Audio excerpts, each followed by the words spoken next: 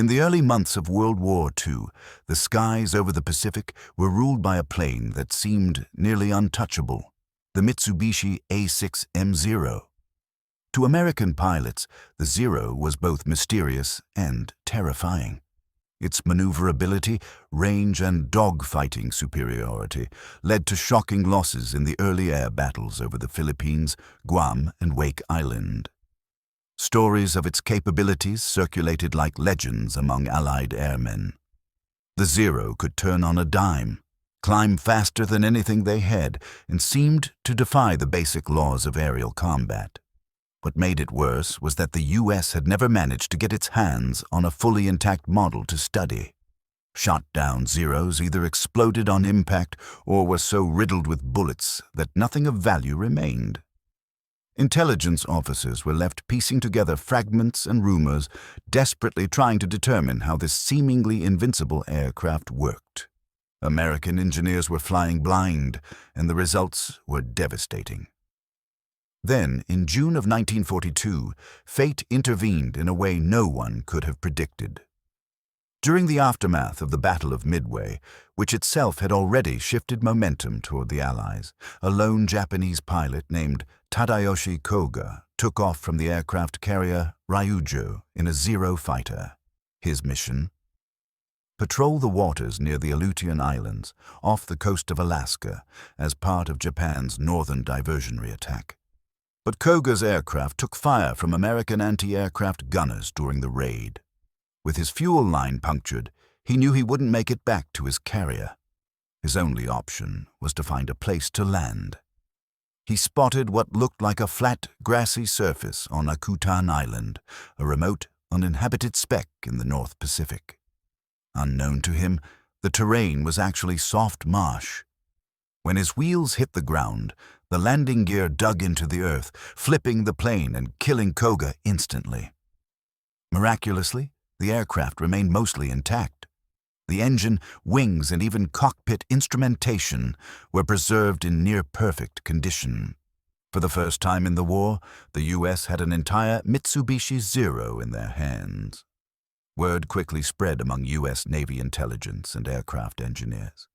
A salvage team was dispatched to Akutan Island, battling brutal weather and difficult terrain. They painstakingly lifted the wrecked plane from the bog and shipped it to San Diego for reconstruction and analysis. What they uncovered would change the course of aerial warfare in the Pacific.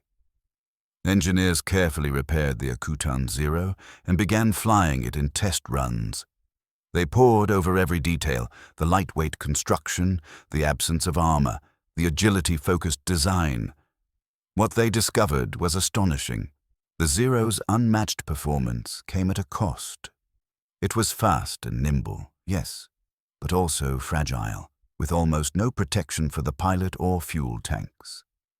Its lightly built airframe made it vulnerable to damage, and the plane's carburetor system had a fatal flaw.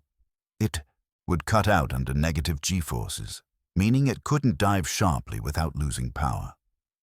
Armed with this knowledge, American pilots were taught new tactics. The Thatch Weave, a maneuver designed to counter the Zero's turning advantage, was developed and implemented. Instead of trying to outturn the enemy, American planes like the F-4F Wildcat would now rely on teamwork, dive attacks, and energy-based combat strategies. Rather than fight the Zero at its strengths, they would fight it at its weaknesses. Soon, kill ratios began to shift. Where once a single Zero could take on multiple American planes and come out unscathed, now the tables were turning. The once feared Japanese fighter was beginning to lose its dominance. In the months following the Akutan Zero's recovery, U.S. pilots reported more successful dogfights, fewer losses, and growing confidence.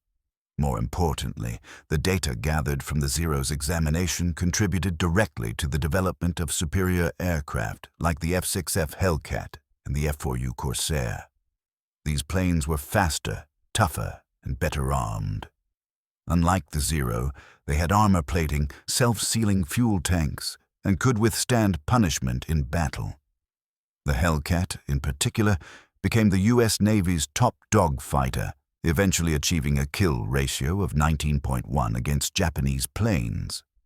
In short, a single crash landing in a remote corner of the Pacific had provided the U.S. with the key to unlocking air superiority.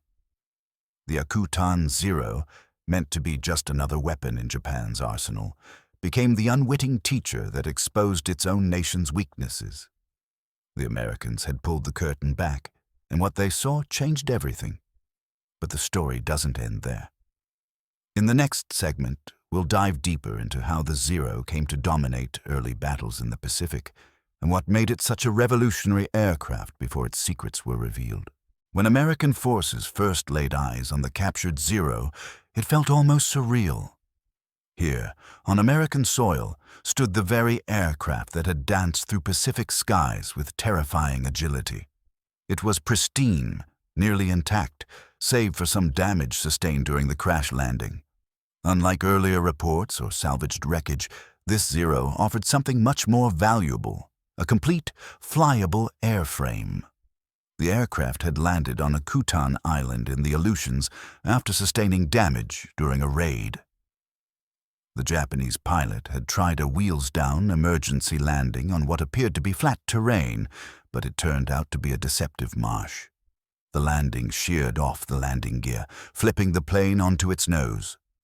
The pilot did not survive, but the Zero itself remained largely intact, preserved by the soggy tundra beneath it. Once discovered by a scouting PBY Catalina, the Navy moved quickly to secure and transport the plane. It was disassembled carefully and brought to the Naval Air Station North Island in San Diego, California.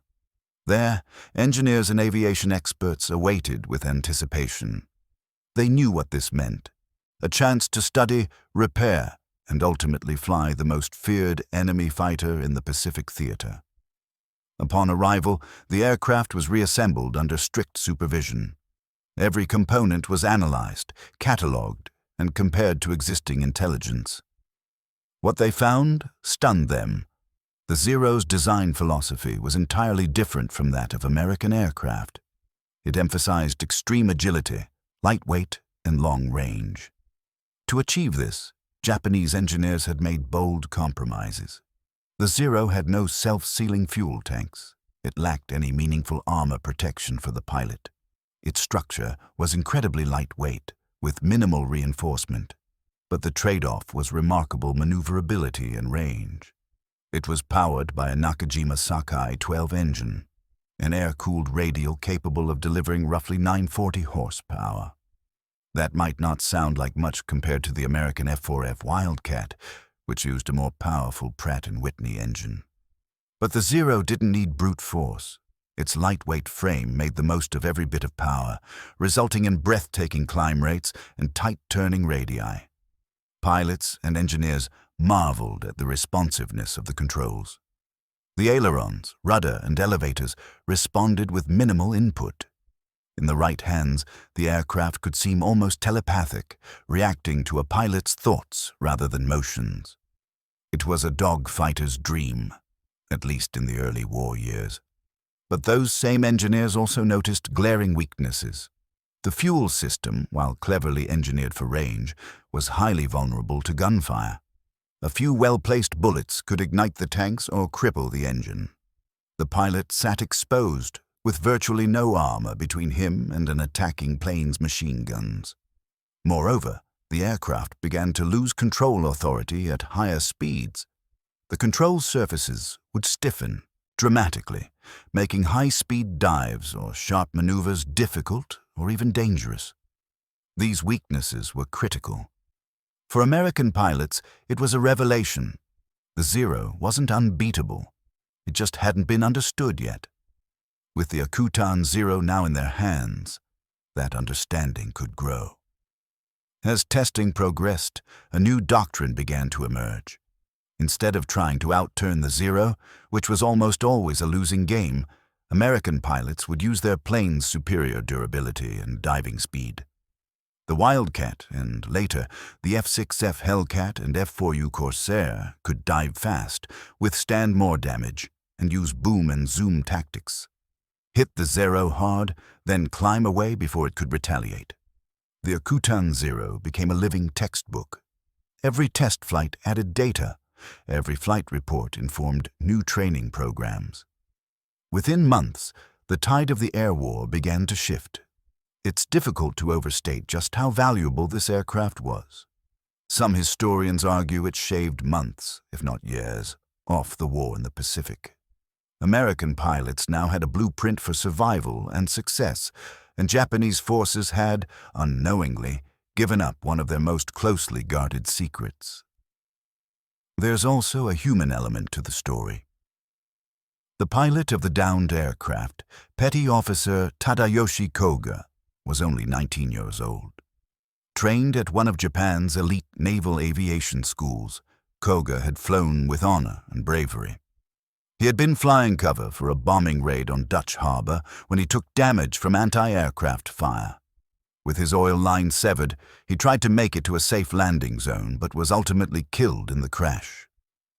His sacrifice, though unintended, changed the course of aviation history. Interestingly, Japanese command never learned that the Akutan Zero had been captured intact. They assumed the aircraft had been destroyed in the crash. This intelligence gap meant they continued using the same tactics and underestimating how rapidly American forces were adapting.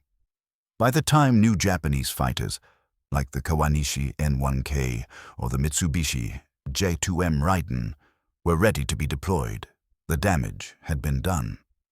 The Zero's mystique had faded. It was still dangerous in skilled hands, but it was no longer an invincible specter in the skies. The Akutan Zero, meticulously restored and tested, was eventually retired from flight duty. But its legacy lived on in training manuals, pilot briefings, and the evolving air combat doctrine of the United States Navy. For the first time in the war, American pilots weren't just reacting. They were anticipating. They had cracked the code. The story of the Akutan Zero isn't just one of technology, but of timing, luck, and insight. A single crash landing on a remote island in the Aleutians gave the Allies a rare and powerful advantage. And that advantage helped turn the Pacific sky from a place of fear into a path toward victory. After recovering the Zero from Akutan Island and transporting it to San Diego, the U.S. Navy now had its hands on what could be described as a goldmine of aerial intelligence. But first, it needed to be restored. That job fell to a team of mechanics and engineers at the North Island Naval Air Station. It didn't take long for them to realize something extraordinary. Aside from some superficial damage, the aircraft was largely intact. A little bodywork here, a repaired wing there, and the Zero was ready to fly again. By September 1942, just 2 months after its recovery, the plane was back in the sky, this time under American control. When Navy test pilot Lieutenant Commander Eddie R. Sanders climbed into the cockpit for the first official test flight, he was about to experience what no American had ever felt firsthand: the power and maneuverability of the Mitsubishi A6M Zero. What he found stunned him and everyone else watching. The plane was light, incredibly light. It responded to the controls with alarming agility. It climbed like a rocket, banked with ease, and rolled with little resistance. In close-quarter dogfights, the Zero would be nearly untouchable, at least if you didn't know its weaknesses. This was Japan's secret weapon in the air, and now the U.S. had its blueprints. Sanders and other test pilots put the Akutan Zero through its paces over 25 hours of flight testing. They measured every attribute: speed, turning radius, climb rate, roll rate, acceleration, stall behavior. And they found what no Japanese pilot wanted their enemies to know: its Achilles heel. The Zero lacked armor. To save weight and maximize maneuverability, Japanese engineers had stripped it of any meaningful pilot protection. The fuel tanks weren't self-sealing either, meaning one well-placed bullet could turn the aircraft into a fireball. And the engine? It was powerful, but not supercharged. At high altitudes, it struggled to keep up with American fighters. Most crucially, the Zero's ailerons, The controls that managed the aircraft's roll became stiff and unresponsive at speeds above 200 knots. In layman's terms, if an American pilot dove out of a dogfight at full throttle, the Zero wouldn't be able to follow. It simply couldn't match the speed and still remain agile. This intelligence was revolutionary. Before Akutan, American pilots had been utterly outmatched in aerial combat against the Japanese. The Zero could outturn and outclimb nearly everything in the U.S. arsenal. Pilots were going into fights blind, misjudging the enemy's aircraft, and paying for it with their lives. But now, thanks to the Akutan Zero, that era was over.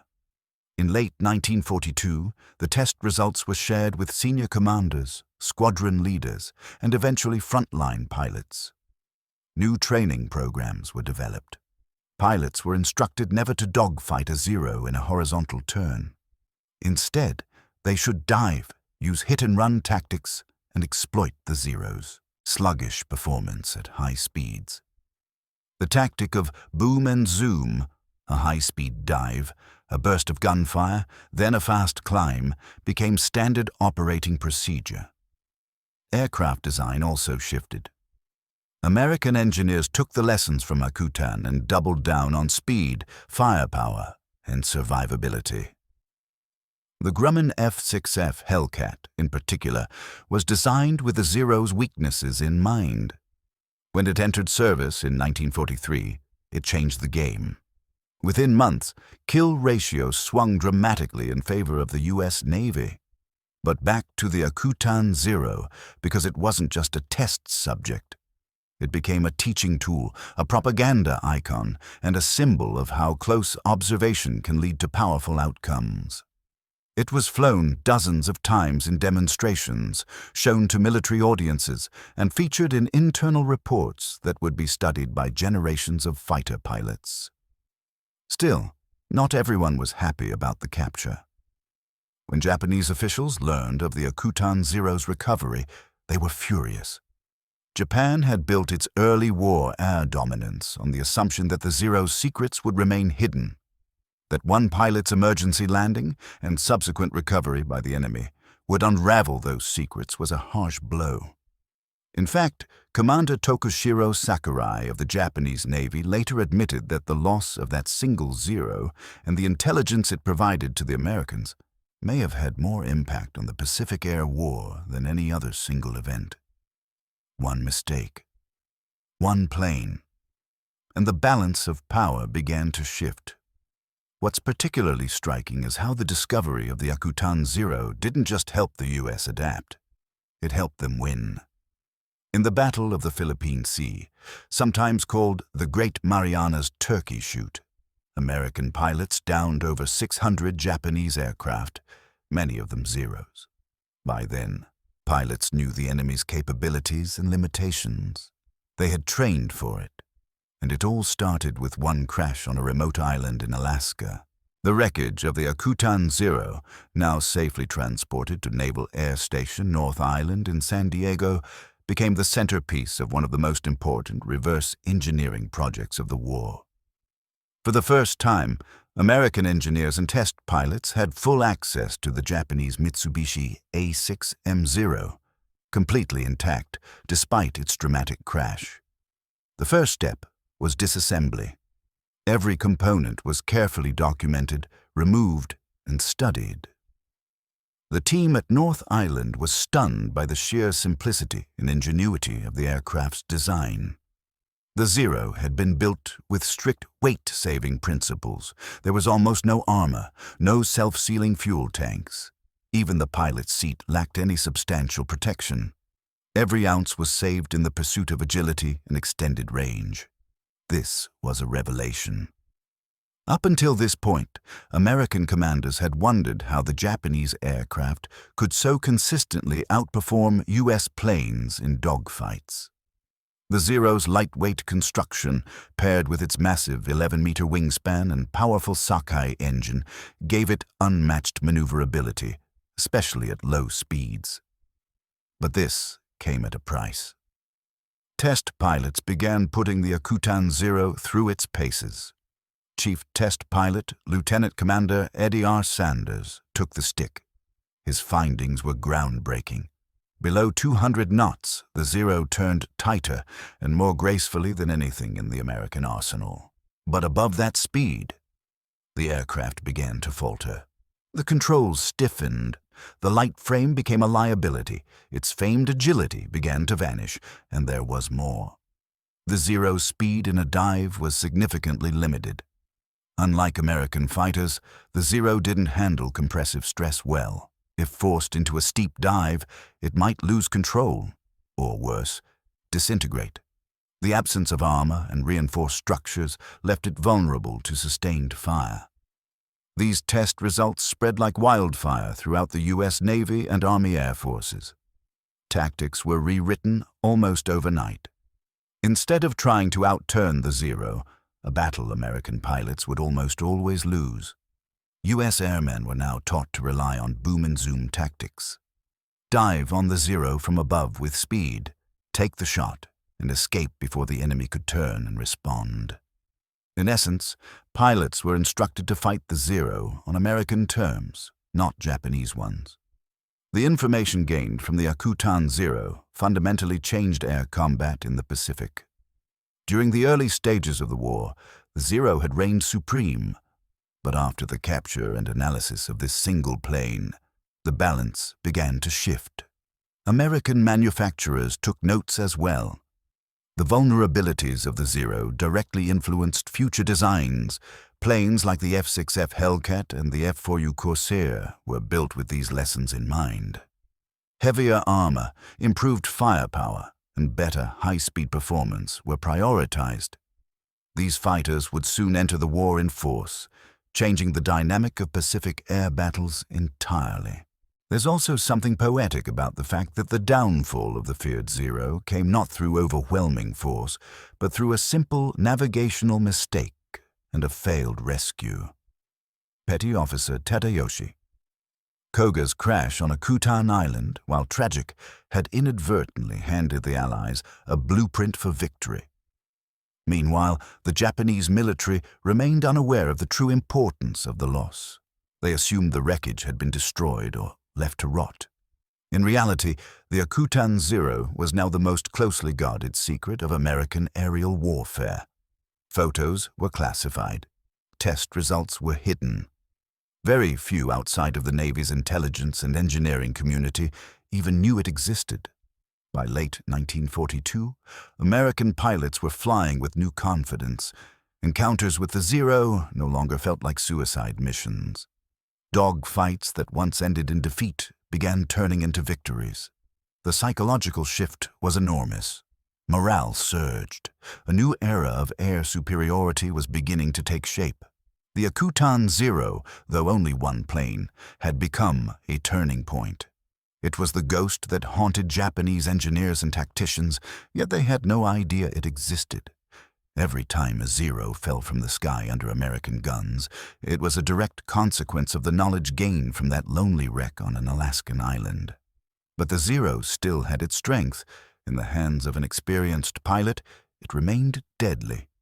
The Americans couldn't afford to grow complacent. Still, thanks to the Akutan aircraft, they now had an edge.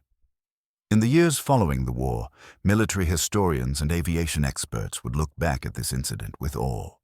It was a moment where fate, geography, and engineering collided.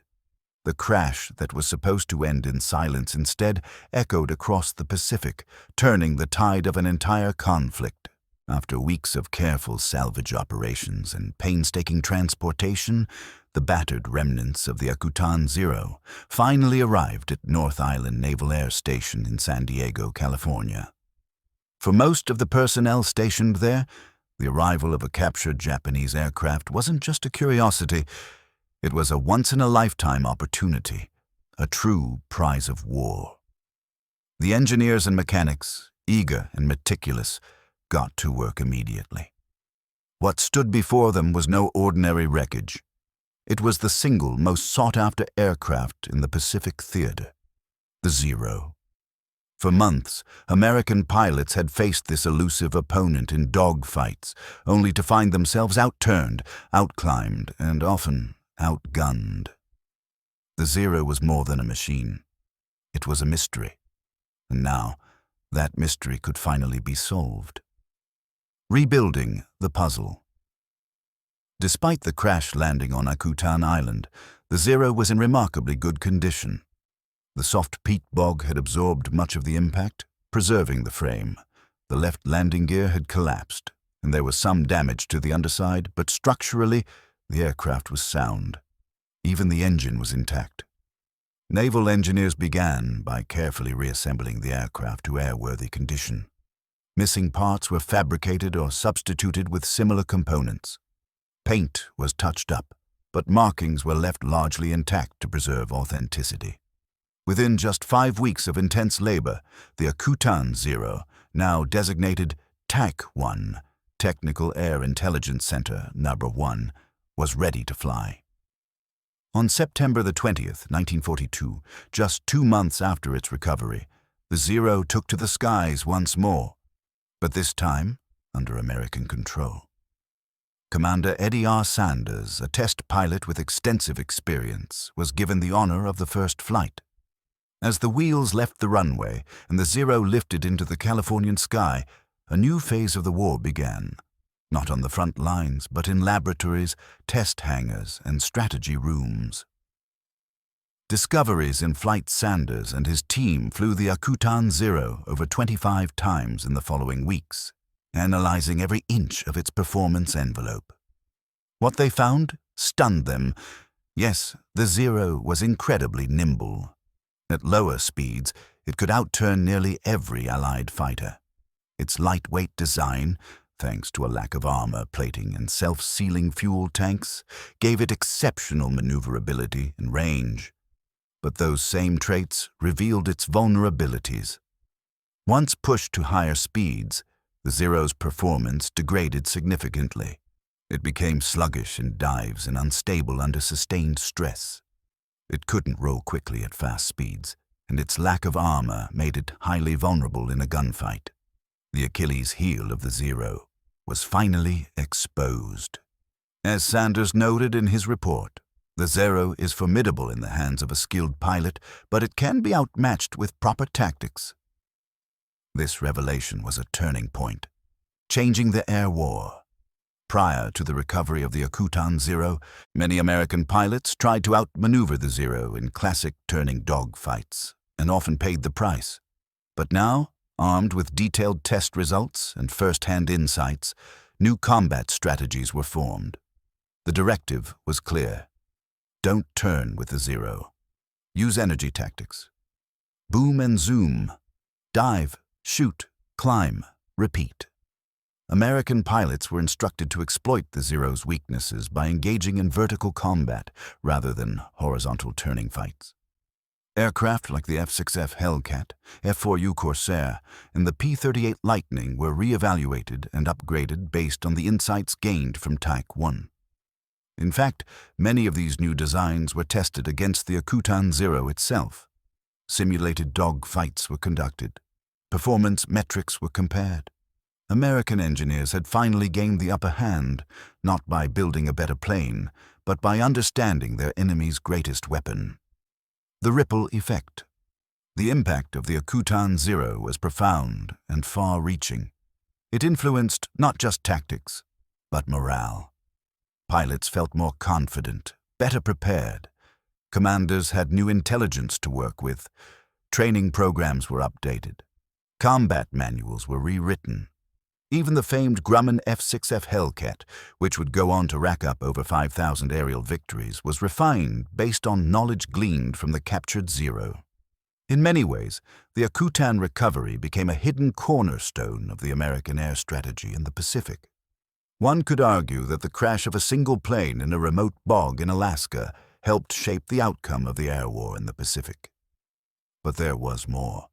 Intelligence officers now had the opportunity to decode Japanese maintenance protocols, communication methods, and even the psychology of enemy design.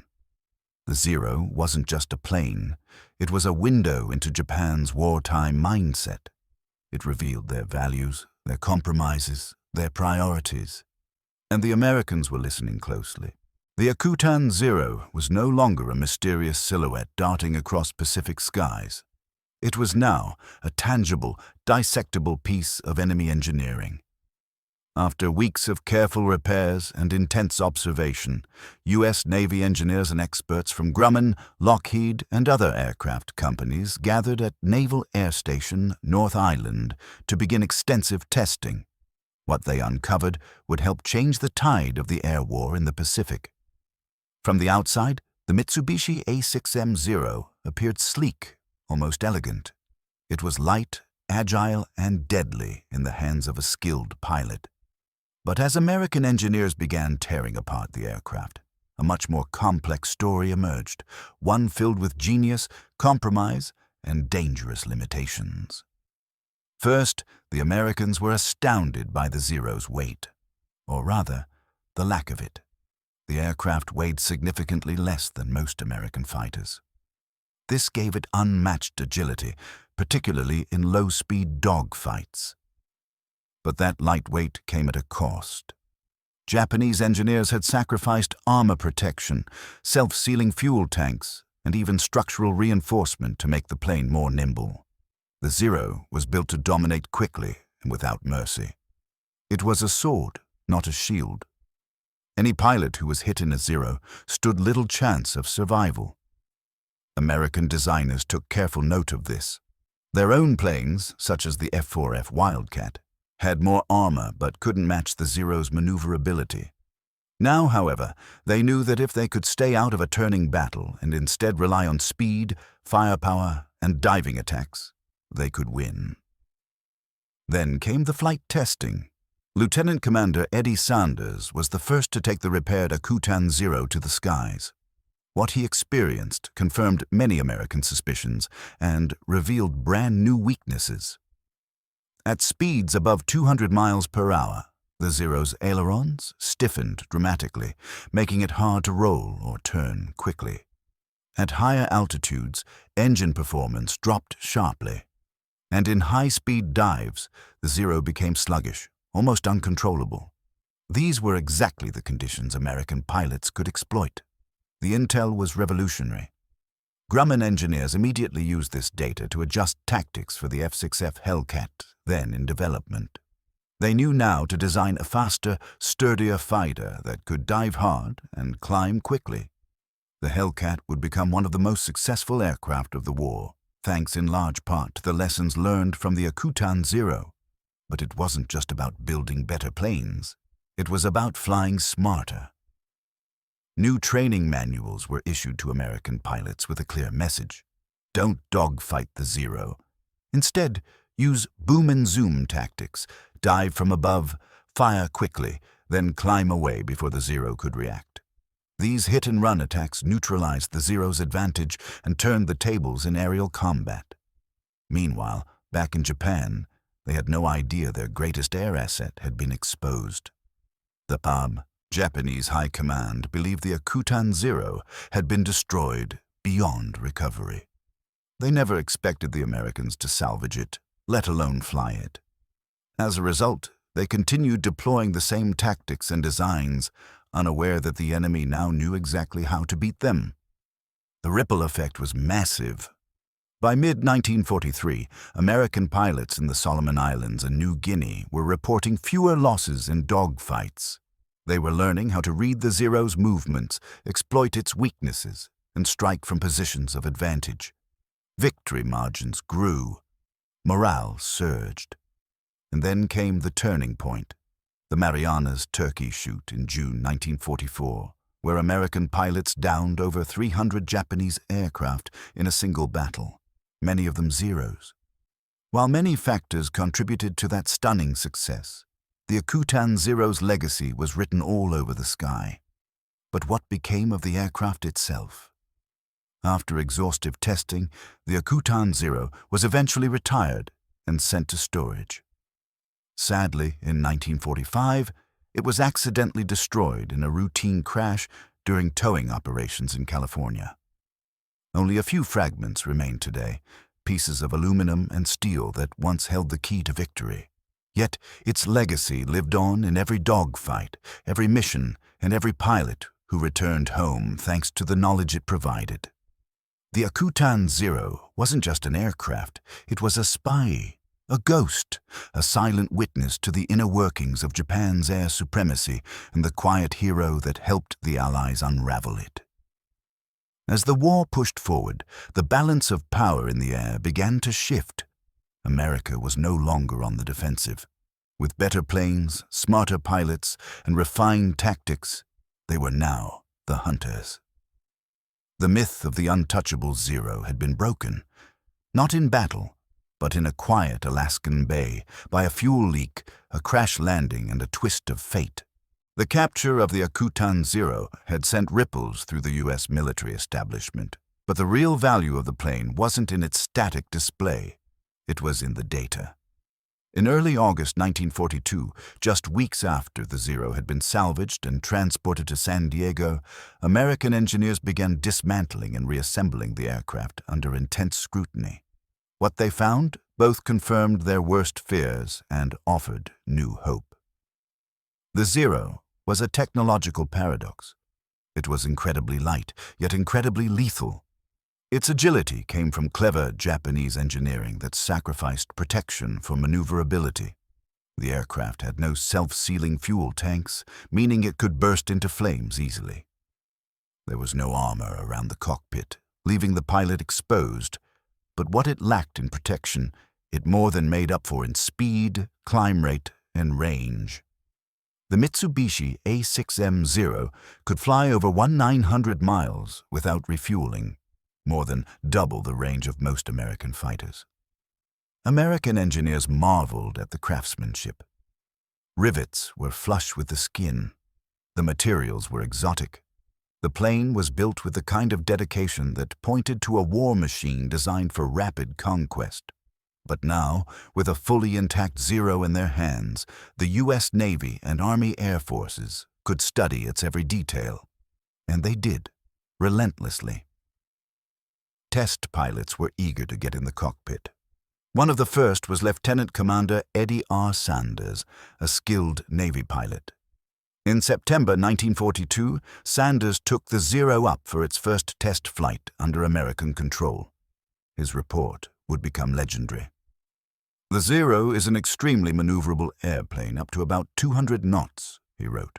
"Above that, the controls become heavy and the rate of roll falls off. The roll rate to the left is very good, but poor to the right." This seemingly minor detail would prove to be a tactical gold mine. U.S. fighter pilots were quickly briefed. Never engage the Zero in a turning dogfight at low speed. Instead, dive, use speed, exploit its poor roll rate to the right, and above all, never assume the Zero is invincible. It wasn't. From that point forward, American combat strategy changed dramatically.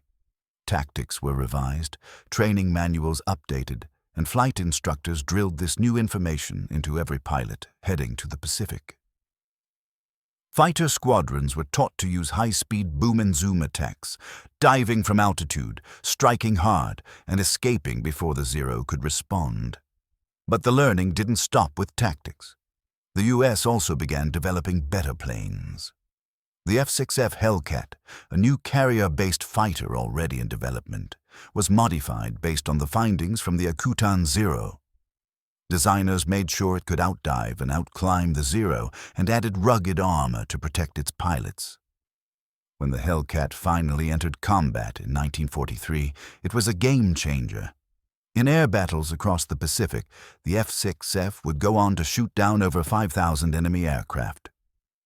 More than any other Navy fighter in the war, it had a kill ratio of 19-1 against Japanese planes, including the Zero, and it all started with a single crash on a lonely island in Alaska.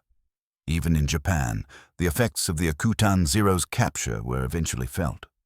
Though Japanese commanders didn't know exactly how the Americans had gotten so effective so quickly, there were whispers.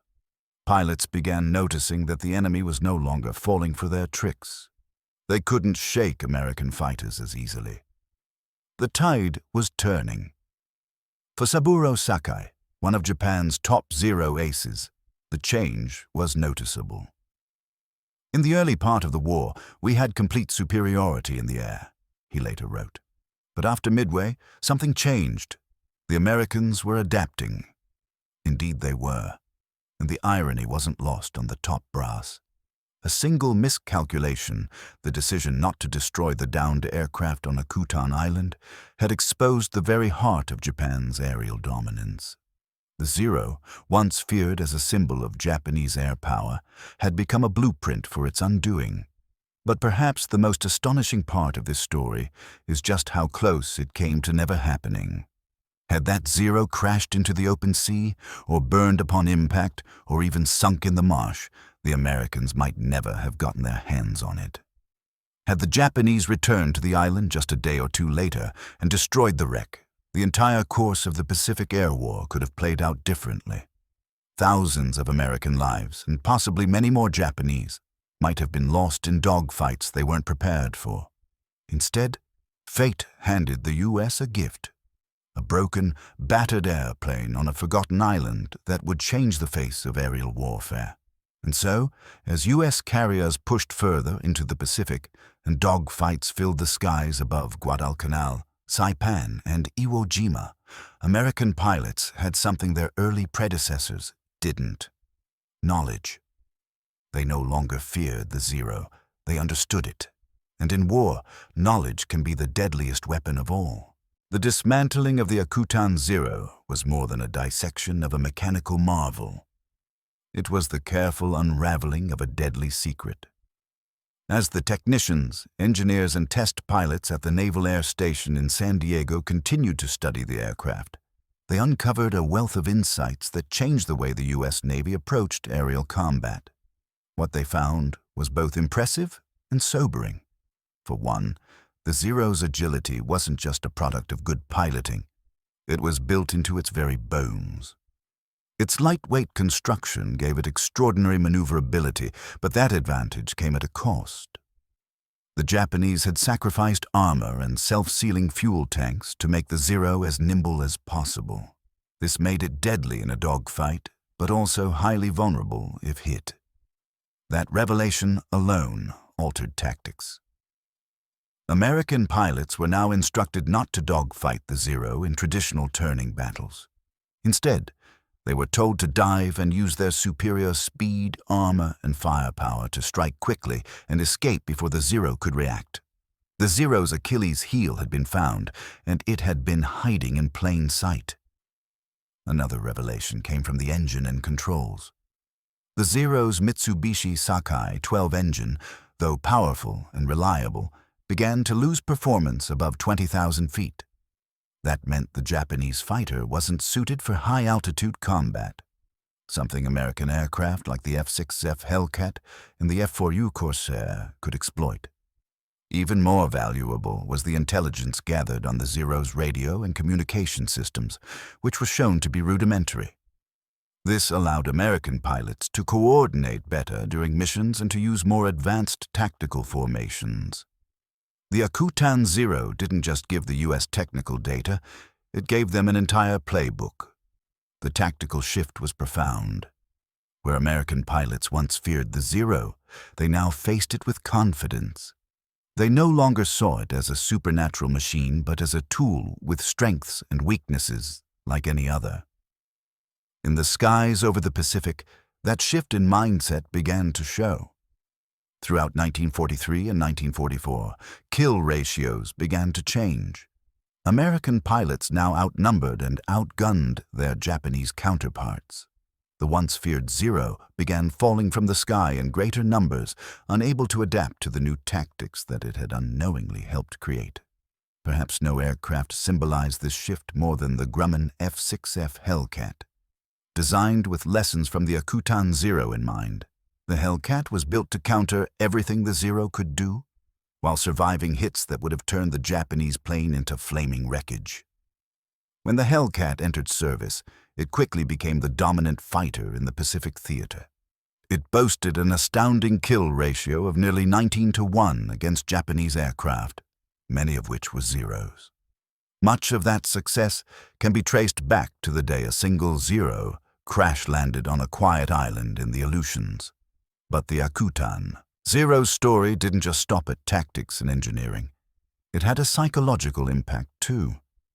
For the first time, American engineers, pilots, and military leaders had an up-close look at what they were up against. The enemy wasn't just a rumor anymore. It had shape, weight, and weaknesses. That shift in perception translated to morale. Pilots went into combat with a clearer understanding of how to survive and win. The Akutan Zero became a symbol not of fear, but of opportunity. Its capture was serendipitous, its impact monumental. However, there was one more layer to the story, one that reveals the deep irony of war. Saburo Sakai, one of Japan's most decorated fighter aces, later learned about the captured Zero. In his memoirs, he expressed amazement and a hint of bitterness. He acknowledged that the loss of that single aircraft may have cost Japan the air superiority it had so carefully built in the early years of the war. Imagine that, an empire's aerial dominance unraveling because one pilot crashed in the wrong place and his comrades failed to complete the grim task of destruction. The Akutan Zero was both a technical gift and a symbolic turning point. Its sleek frame and deadly design once haunted American skies. But after it was studied, stripped, and understood, it served a new purpose: survival and victory. Back in San Diego, the fully restored Zero continued to fly for test and demonstration purposes. It trained pilots who would go on to dominate the skies. It helped engineers refine designs that led to faster, stronger, and safer aircraft. Its legacy became stitched into the very DNA of American aviation. But fate has a sense of drama. On February 10, 1945, during a routine test flight, the Akutan Zero crashed, this time for good. The pilot, Lieutenant CMDR Eddie R. Sanders, who had flown the Zero numerous times before, walked away with minor injuries. The aircraft, however, was beyond repair. Ironically, the very machine that had taught the Americans so much met its end just months before the war would come to a close. Its remains were scrapped, but its lessons lived on, in flight manuals, training lectures, and the muscle memory of countless pilots. As World War II raged on, the lessons learned from the Akutan Zero would echo far beyond the islands of the Pacific. The detailed technical analysis conducted on the captured fighter helped engineers and strategists adapt Allied air tactics, design improvements, and boost pilot morale in a theater where the Japanese had previously reigned supreme. Once thought to be unbeatable, the Mitsubishi A6M Zero had lost some of its aura. American pilots, now fully aware of its limitations, began to turn the tide in the air. Never dogfight a Zero turned into use your speed, dive away, fight smart. The knowledge gained through Koga's aircraft became a cornerstone of American air combat doctrine in the Pacific. Yet for all its technical revelations, the story of the Akutan Zero is ultimately a human one. Ensign Tadayoshi Koga, just 19 years old, had taken off that June day full of pride and duty. He never returned. His final flight and the decisions made in its aftermath shaped the outcome of countless others, including pilots he would never meet in battles he would never see. The plane itself, once repaired, analyzed, and tested, met its final end in 1945 during a training accident. A pilot from the U.S. Navy lost control and crashed it in California. The legendary aircraft that had survived a belly landing on a remote island, crossed oceans, and sat beneath microscopes of intelligence officers and engineers, was gone. But its influence was already deeply embedded in Allied victory strategies. Parts of the Akutan Zero were salvaged and stored. Today, a few remnants can be found in museums, including the National Air and Space Museum. They stand not just as relics of machinery, but as symbols of a turning point, a moment when fortune, miscalculation, and persistence combined to unlock the enemy's secrets. The men who discovered and transported the Akutan Zero, the PBY Catalina crew, never imagined the ripple effects of their actions. They had simply done their duty. But that single find would change war history. The scientists who studied the plane worked tirelessly, reverse engineering its structure, noting materials, performance traits, and weaknesses. Their work saved lives. The Akutan Zero also marked a shift in intelligence gathering. It showed that knowledge could be as powerful as firepower. While bombs and bullets won battles, data and understanding won wars. And what about the Japanese military?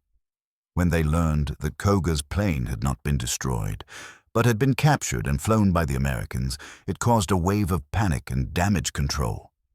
They tried to update tactics, improve newer aircraft models, and reinforce training, but the shock had landed. They could no longer rely on surprise, nor on the myth of invincibility. For years, the Zero had ruled the skies over the Pacific. Agile, lightweight, and graceful, it was unmatched in the early days of the war, but it was never invincible. And once its secrets were known, the Allies struck back with determination. The Akutan Zero story is now part of military history curriculum. It's studied in flight academies, war colleges, and intelligence schools. It reminds future leaders and pilots of the importance of seizing opportunity, even when it appears to crash land on your doorstep. It's a tale of luck and loss, of a young pilot who flew his last mission unaware of its legacy, of sailors and engineers who seized a chance to shift the momentum of a global conflict, of a machine, beautifully engineered, that became its own undoing. The war in the Pacific would rage on for years after the Akutan Zero was found, but that moment in 1942 was a pivot. Not loud, not bloody, but crucial. By 1945, Japan had lost air superiority, and the Allied advance across the Pacific pushed relentlessly forward. Today, when historians ask how the Allies caught up so quickly with Japanese aviation dominance, the Akutan Zero is almost always mentioned. It was, in many ways, the Rosetta Stone of the Pacific Air War. A single artifact that revealed an entire language of enemy tactics, technology, and vulnerability. It's easy to forget how close things were in the early years of the Pacific War. Pearl Harbor was a devastating blow. The fall of the Philippines, the retreat from the Dutch East Indies, and losses at sea all pointed to a difficult road ahead. But the capture of the Akutan Zero gave the Allies something rare and vital in wartime: clarity. Clarity about the enemy, clarity about what was needed to win, and clarity that even in defeat, even in a crash landing, victory could take root. So the next time you see a photo of the Akutan Zero or hear its name in a documentary or book, remember that it wasn't just a plane. It was a silent messenger from the enemy, one that spoke volumes once it was finally understood.